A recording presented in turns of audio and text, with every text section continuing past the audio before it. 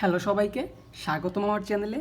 আজকে অষ্টম শ্রেণীর গণিত বইয়ের চ্যাপ্টার 5 জমির নকশায় ত্রিভুজ এবং চতুর্ভুজ এই চ্যাপ্টারের 106 পৃষ্ঠা আমরা 2 নাম্বার একক কাজটা শুরু করব। গত ভিডিওতে আমরা 1 নাম্বার পর্যন্ত দেখেছিলাম। তো ভাইয়া যারা আগের ভিডিওগুলো দেখো নাই অবশ্যই প্লেলিস্ট থেকে দেখে নিবে, আমি কমেন্ট বক্সে দিয়ে দিব, কারণ ধারাবাহিকভাবে না দেখলে তোমাদের কনসেপ্ট ক্লিয়ার থাকবে না। তো চলো ভাইয়া শুরু করি। দেখো এখানে বলছে ত্রিভুজ এবিসি আকৃতির একটি জমির বিসি বাহুর সমান্তরাল DE Rekha A B O AC বাহুদ্বয়কে যথাক্রমে ডি ও ই বিন্দু ছেদ করেছে। এই অনুপাত সি সমান সমান একটা মান দেওয়া আছে, বিডির মান দেওয়া আছে, আমাদেরকে এ বি বাহুর দৈর্ঘ্য নির্ণয় করতে বলছে। তো ভাইয়া এইটা সমাধান করার জন্য আমাদের এই যে এরকম একটা ত্রিভুজের প্রয়োজন হবে। সো আমি আঁকায় দেখাবো তোমাদেরকে। ধরো এরকম একটা ত্রিভুজ অঙ্কন করলাম এবং এই ত্রিভুজে আমি নামকরণ করলাম এ বি সি এবং এই বিসি বাহুর সমান্তরালে একটা বাহু অঙ্কন করলাম, সেটা হচ্ছে ডিই বাহু। তো ভাইয়া এই যে ভাই এখানে হচ্ছে মেইন কথাটা, তো এটা আমরা হচ্ছে আগের ভিডিওগুলোতেও বলেছিলাম, এটা হচ্ছে আমাদের 104 নাম্বার পৃষ্ঠা দেওয়া ছিল। ভাইয়া আমরা যখন একটা ত্রিভুজ অঙ্কন করে এই ত্রিভুজের একটা সমান্তরাল বাহু অঙ্কন করবো, যেমন ভাইয়া বিসির সমান্তরাল একটা বাহু অঙ্কন করছি আমরা ডিই বাহুটা। এই ডিই বাহুটার কাজই হচ্ছে ভাইয়া এই অপর যে দুইটা বাহু থাকবে ভাইয়া, অপর বাহুটা কোনটা হবে?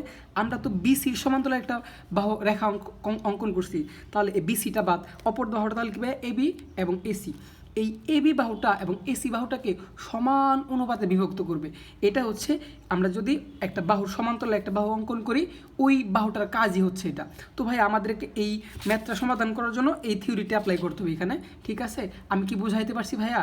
এই যে বাহুটা আমি অঙ্কন করলাম, একটা ত্রিভুজ বিসির বিসির সমান্তরাল যে একটা বাহু অঙ্কন করলাম ভাইয়া ডিই, এই ডি বাহুটার কাজই হচ্ছে কি এই দুইটা বাহুকে সমান অনুপাতে কি করবে ভাইয়া? বিভক্ত করবে। তো এই থিওরিটা আমাদের অ্যাপ্লাই করতে হবে। তো চলো আমরা শুরু করি। শুরু করার জন্য ভাইয়া এইখানে আমি একটু লিখে রাখছি, কারণ আচ্ছা লিখে রাখলে হচ্ছে কি হয়, সময় কম লাগে। তো আমি এই চিত্রটা কীভাবে আঁকাবা এখানে দেখাই দেবো। তো এই চিত্রটা আঁকানোর পরে এই যে এখানে তোমাদের যা যা দেওয়া আছে ভাইয়া, এইটুকু তোমরা জাস্ট একটু লিখে নিবা যে এ বিবাহর দৈর্ঘ্য। আমি তাই করে রাখছি ভাইয়া, যা দেওয়া আছে সুন্দর করে লিখে রাখছি। তো এইটা হচ্ছে তোমরা আঁকাবা। এটা আঁকানোর জন্য ভাইয়া যেটা করতে হবে তোমাকে, এই চিত্রটা তুমি প্রথমে আমি আরেকবার দেখাচ্ছি, এটা তোমরা আঁকবা না, এইটা মূলত হচ্ছে এইটা ত্রিভুজ, ঠিক আছে? আমি দেখাচ্ছি এটা কীভাবে আঁকবা। তুমি প্রথমে যে কোনো একটা ত্রিভুজ অঙ্কন করবা এরকম করে, ঠিক আছে? আচ্ছা, অঙ্কন করে ত্রিভুজটাকে যোগ করে দাও, ওকে। তারপরে নামকরণ করবা এ, তারপর হচ্ছে বি, তারপর হচ্ছে সি। এরপরে এই বিসি বাহুর সমান্তরাল একটা বাহু অঙ্কন করবা তুমি। এটা এরকম ধরো সমান্তরাল বাহু অঙ্কন করবা। আর কীভাবে সমান্তরাল বাহু অঙ্কন করা হয় আগের হচ্ছে ভিডিওগুলোতে আলোচনা করা আছে ভাইয়া, একটু দেখে নিবা। তো এটা নির্দিষ্ট মাপ নাই, তুমি এইভাবে করে নিতে পারো, ঠিক আছে? এটা হচ্ছে ডি নামকরণ করবা। তো আমি আগে আঁকায় রাখছিলাম, তারপর দেখাইলাম। তারপর ভাইয়া যেটা বললাম, যেটুকু দেওয়া আছে জাস্ট ওইটুকু তুলে নিবা। এরপরে আমরা যেটা জানি ভাইয়া, যে আমরা যে আসলে একটা ত্রিভুজ অঙ্কন করে এই একটা বাহুর সমান্তরাল একটা বাহু অঙ্কন করলাম, এই বাহুটার কাজ কি এটা কিন্তু আমরা আগেও দেখে আসছি। তারপর এখন এটা লিখবো আমরা আসলে এই বাহুটার কাজ কি। তাহলে ভাই এখন লিখবো আমরা জানি এরপরের থেকে, ঠিক আছে ভাইয়া? সো আমরা জানি। তো ভাইয়া যারা আমার চ্যানেলে নতুন অবশ্যই আমার চ্যানেলটাকে সাবস্ক্রাইব করবা, কারণ আমি তোমাদের গণিত বই পাশাপাশি ক্লাস 8-এর হচ্ছে বিজ্ঞান বইটা প্রত্যেকটা চ্যাপ্টার প্রত্যেকটা পেজ অনেক হচ্ছে কনসেপ্ট আলোচনা করি। তো ভাইয়া রিকোয়েস্ট থাকলো চ্যানেলটা অবশ্যই সাবস্ক্রাইব করবা। তাহলে ভাইয়া আমরা কি জানি? আমরা জানি হচ্ছে ভাইয়া সরি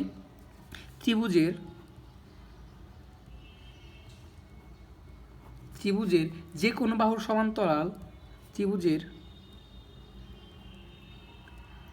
যে কোনো বাহুর সমান্তরাল,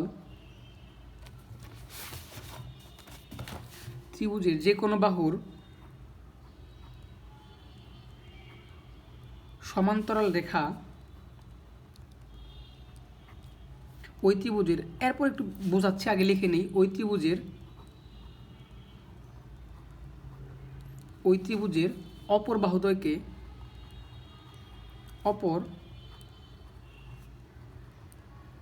বাহুদ্বয়কে সমান অনুপাতে বিভক্ত করে। এইটা কিন্তু ভাই আমরা প্রমাণও দেখাইছি কীভাবে, 104 পৃষ্ঠাতে। আগের ভিডিওগুলো দেখে আসলে কনসেপ্টটা টোটালি ক্লিয়ার থাকবে তোমাদের। সমান অনুপাতে বিভক্ত করে, ওকে। আচ্ছা দেখো ভাইয়া, এখানে আমরা এটা জানি যে ত্রিভুজের যে কোনো বাহুর সমান্তরাল লেখা। তাহলে ভাইয়া এই লেখাটা যে লিখছি, ধরো এই যে ত্রিভুজের এ বি সি একটা ত্রিভুজ ছিল ভাইয়া, একটু বুঝো, এ বি সি একটা ত্রিভুজ ছিল। এখন এই বিসি বাহুর সমান্তরাল লেখা কোনটা ভাইয়া? ডিই বাহু। এই ডিই বাহুর কাজই হচ্ছে ভাইয়া অপর যে দুইটা বাহু থাকবে, আমরা তো বিসি বাহুর সমান্তরাল রেখা অঙ্কন করছি, তাহলে বিসি বাহু বাদ, তাহলে অপর বাহু কোনটা হবে, এসি বাহু হবে আর এবি বাহু হবে। এই ডিই বাহুর কাজটাই হচ্ছে ভাইয়া, বা ডিই রেখার কাজটাই হচ্ছে এই এসি এবং এবি বাহুকে সমান অনুপাতে বিভক্ত করবে। জাস্ট এইটাই লিখছি, অপর দুই বাহুকে, ঠিক আছে। দুই বাহুকে কেন বলছি, হ্যাঁ, অপর বাহুদ্বয়কে কেন বলছি, কারণ এই যে এই একটা বাহু, এবি একটা বাহু, দুইটা বাহু, এই জন্য বাহুদ্বয় বলছি, সমান অনুপাতে বিভক্ত করে। এখন আমাদের তাহলে আমরা কি লিখতে পারি ভাইয়া বলতো, যেহেতু সমান অনুপাতে বিভক্ত করে, তাহলে আমরা লিখতে পারি না এডি ভাগ এবি, জাস্ট লিখবো এডি ভাগ হচ্ছে কি বিডি। ক্লিয়ার? সমান, অপর দুইটা বাহুকে সমান অনুপাতে বিভক্ত করে, তা আমি একটা বাহু লিখছি সমান সমান এই বাহুটা, তাহলে এই বাহুটা আমরা কি লিখতে পারি ভাইয়া, এই ভাগ হচ্ছে কি সি। ক্লিয়ার ভাইয়া? তাহলে এই যে এই দুইটা বাহুকে সমান অনুপাতে বিভক্ত করলো। এখন ভাই আমরা মানগুলো বসাই দিই। দেখো ভাই আমাদের কিন্তু এই যেখানে এই অনুপাত সি, ভাইয়া এই অনুপাত সি মানে কি জানো, অনুপাত মানে হচ্ছে ভাগ, এই অনুপাত সি, এটাকে আমরা চাইলে এই ভাগ সি লিখতে পারি। অনুপাত মানে হচ্ছে কি ভাইয়া জানো, ভাগ। ক্লিয়ার? আচ্ছা, তাহলে এডি আর আমাদের দেখো ভাই এখানে সুন্দর করে বিডির মানটা দেওয়া ছিল, তাহলে এই বিডির পরিবর্তে আমরা 2 বসাবো, এবং এই অনুপাত সি এর মান দেওয়া আছে কত, 3 অনুপাত 2, তাহলে 3 ভাগ কি লিখতে পারি, 2 লিখতে পারি। এখান থেকে আমাদের এডির মানটা বের করতে হবে। আর এডির মানটা কীভাবে বের করতে হয়, যেহেতু এখানে কি সমান আছে এবং দুই পাশে ভগ্নাংশ আছে, সো আমরা কী করবো, আর গুণ করবো। আর গুণ করার নিয়ম কি, এই এডির সাথে 2 এর গুণ হবে, মানে হচ্ছে এই যে এ বি সমান সমান ধরো সিডি হয়, তাহলে গুণ করার নিয়ম হচ্ছে এর সাথে ডির গুণ হবে আর বির সাথে সির গুণ হবে। ঠিক আছে? তাহলে এর সাথে ডির গুণ করলে, এডির সাথে 2 গুণ করলে কত আসবে, 2AD। ওকে, এখন এই 3 আর 2 গুণ করলে অবশ্যই 6 আসবে।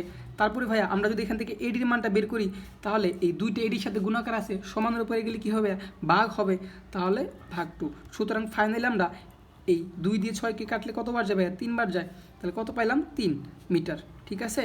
ক্লিয়ার? কিন্তু ভাই আমাদের মান বের করতে বলছে এবির। এখন ভাইয়া তুমি একটু চিন্তা করো তো, এই এবির মান আমরা কীভাবে বের করতে পারি, আমরা কি ভাইয়া এবি সমান সমান এডি প্লাস বিডি লিখতে পারি না?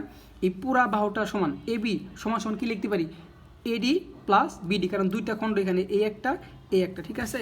তাহলে জাস্ট এটাই লিখবো। সুতরাং আমি এখানে চলে আসতেছি, সুতরাং আমাদের এবি মান বের করতে বলছি, এবি সমান কী লিখতে পারি ভাইয়া, এই যে এডি প্লাস বিডি। ভাইয়া বুঝতে পারছো তো, এডি প্লাস বিডি। তো ভাইয়া এটা যদি দেখো, আরও একটা জিনিস চিন্তা করো, আমি ধরো এখানে একটা রেখা অঙ্কন করলাম, এই পুরাটা হচ্ছে এবি। ভাই একটু মন দিয়ে বুঝো, হ্যাঁ, এখানে আমি একটা দিলাম হচ্ছে, ধরো এখানে আমি একে দিলাম, ধরো একে, এখানে দিলাম বি, এখানে দিলাম সি। তাহলে ভাই একটু চিন্তা করো তো, আমি কি লিখতে পারি, এই একে সমান সমান কী লিখতে পারি, একে সমান সমান লিখতে পারি না A B plus BC plus সিকে। ঠিক আছে ভাইয়া, এই 3টা ভাগ খণ্ড এখানে 1 2 3, তাহলে এই 3টা সমষ্টিত হবে একের মান। সিমিলার হতে ভাই এখানেও এবি সমান সমান আমরা কি লিখতে পারি, এই 2টা খণ্ড যেহেতু 2টা খণ্ডের যোগফল, ধরো এডি প্লাস বিডি। বুঝাইতে পারছি তো ভাইয়া? এখন ভাইয়া দেখো আমাদের এডির মানটা কিন্তু পাইছি, এডির মান হচ্ছে 3 মিটার, তাহলে এখানে 3 বসাবো। আর কিন্তু বিডির মান আমাদের দেওয়াই ছিল ভাইয়া প্রশ্নে, বিডি হচ্ছে 2 মিটার। ভাই এই যে এখানে কিন্তু সব টোটাল দেওয়া ছিল, ঠিক আছে, আমি এটাই লিখে রাখছি। ওকে, তাহলে এখানে কত মিটার হবে, 2 মিটার। তো ফাইনালি আমরা 3 আর 2 যোগ করলে অবশ্যই 5 হবে, সো 5 মিটার। তো এটাই হচ্ছে ভাই আমাদের অ্যান্সার। তো যা এতক্ষণ কষ্ট করে দেখলা, আশা করি বুঝতে পারছো। সো আমি ধরতেছি, তুমি স্ক্রিনশট নিয়ে তুলে নিবা। আর যারা ভাই আমার চ্যানেলে নতুন, অবশ্যই চ্যানেলটাকে সাবস্ক্রাইব করবা। তো পরবর্তী ভিডিওতে আমরা এর পরে থেকে শুরু করব। আজকের মতো এই পর্যন্তই, টাটা।